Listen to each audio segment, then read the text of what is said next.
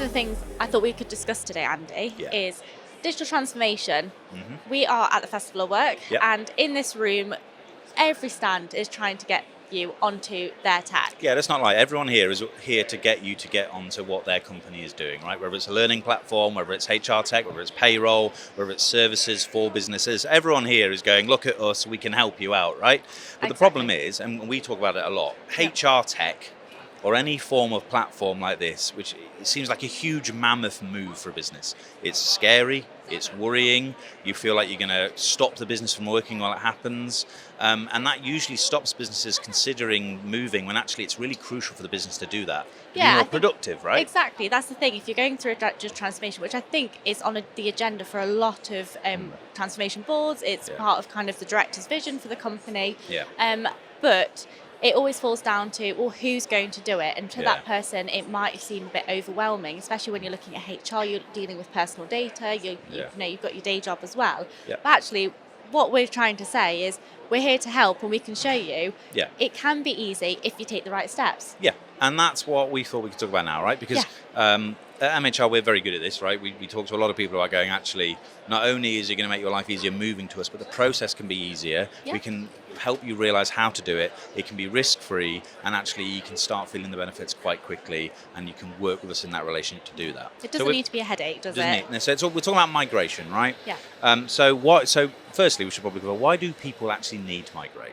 Right? What are the actual reasons for doing that? Because a lot of people might not know that this is something they need to do, right?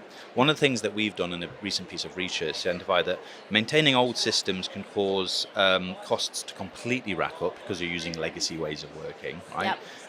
You're finding skilled employees, but you're not knowing how to actually utilize them, and you're using outdated systems that can be incredibly difficult and actually wasting a lot of your employee time. Yeah, I think that it probably shows the company's got comfortable. Yeah. And when there's comfortable, there's not a lot of learning and development that goes on, which I think can stagnate the progression of the business. Well, we talk about it all the time, right? Like the whole point of a good HR platform, payroll platform, or an integrated people platform, right, is that you're utilizing the best of your people and you're unburdening from those laborious, horrible tasks. Yeah. If you find that all your really good talent is wasting all their time on manual processes, you're not getting the most from your team. You're not being as productive, right? No. So I think when you look at technology then, it's almost you should leave it in the hands of the developers of the technology. That's what you're buying into, for them to find the most efficient process for you, for them to say, actually, look at what the technology can do. You've bought into this, let us show you that you can be working more efficiently, you can have more productive teams.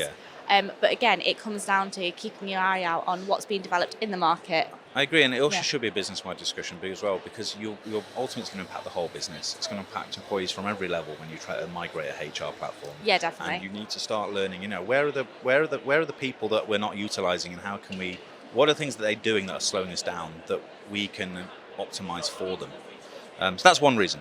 Another reason that has come up in our research and something that we're very aware about is businesses need to migrate to a more secure HR platform, right? Cybersecurity and compliance from legacy systems is a huge, big threat. If you're sitting on something that's been working the same way for ages, you're absolutely open to security risks. And actually, are you using the most compliant processes that your business needs in the market that you work in? So making sure you have a modern, up-to-date, very relevant HR tech platform allows you to make sure that you're getting your compliant training in. It's up to date with all legislation, but also it's built with software on a platform that has cybersecurity in mind and is up to date with the most current threats that it can protect your business from. That's what I say to customers, that your HR software should be the first step to being compliant. It should be there for your audit, it should be there as a safety net. Ultimately. So what's the third reason then? So the third reason we've got is legacy system software often failing to meet your standards. So we talk about compliance, that might be what you need for your industry and legislation changes and security risks. But actually, you as a business are evolving, right? You're growing, you're getting more people, you're trying to do new things, you might be pivoting. If your business is constantly changing and evolving, as it should do, why aren't your systems to support that? Very key. You know? So why would you leave your people behind? So that's reason number 3. Reason number 4 is scalability, for the same reason, right? You're growing. Why are you still using your spreadsheet system? Or why are you using a small piece of software that isn't growing at the same level you are? Because actually the people that need to support your people are holding your people back. Yeah, definitely. And if you look at, we're in 2024 now and everyone wants to be cloud-based. Yeah. So if you're not cloud-based, the big question is why not? Yeah, exactly. Everyone needs to be getting up there in that sky of clouds and utilising the platform there that you can use. And that's why we talk so much about what we do here. We talk about our software and how it's going to kind of not only just bring you up to date with how things are working, but also future-proof you with the integrations and the connectivity that a cloud platform can do. Yeah, definitely. Yeah. So when we speak about migrating to a HR platform, like we kind of referred to right at the beginning, it can seem a daunting task, especially depending, to be fair, no matter what size business, whether you have 50 employees or a couple of thousands or tens of thousands, it can be a big task and there's a lot of people involved. But what we're trying to say is it doesn't need to be daunting, that there is a process you can follow. We and many of us, I'm sure, can manage it for you, but we know exactly what we're doing and we know how to help you do it. So we're releasing a guide, it's going to come out soon, it's not live yet, about how to hold your hand through that migration process in that true partnership way, which you should expect from a HR tech provider, right? Yeah. What we'll cover is, how you should create a plan to do that. What other unique needs do you have that you should factor into your migration process? How do you tidy up data to support that migration process? And how do you define the processes that you currently have that you need to optimize? So when you implement that migration, your business is working more productively. Okay. So we go through that migration as in what to do before. So so these are all the things that need to happen before you even start migrating. And then we go on to even just during the migration. And I know you know those stages as well, but that's what's going to happen on switchover day. Is everything going to panic? Is it like Y2K all over again? Are we all going to just be running around manic? Yeah, I was going to say double check responsibilities. If you don't need to be involved on the actual migration day, leave it up to the people that are. It helps keep the clean lines, doesn't it? And give your business confidence in this switchover, right? So it's not panic. Definitely. So another thing as well is to consider your integrations. So don't just think about the core part of the software. What else is feeding into it? Is that already good to go? Have you communicated with the external suppliers?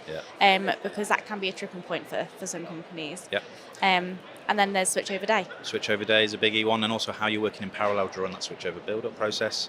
And then after the migration, things are all nice and rosy. Look, we've got a new system. This is amazing. We can take you through how to get everyone excited, get company buy-in. Yeah, I think that's honestly probably one of the top 3 things that people need to focus on. That yes, it's one task, and I think it's practical idea to switch over, to HR systems. But importantly, it's the adoption.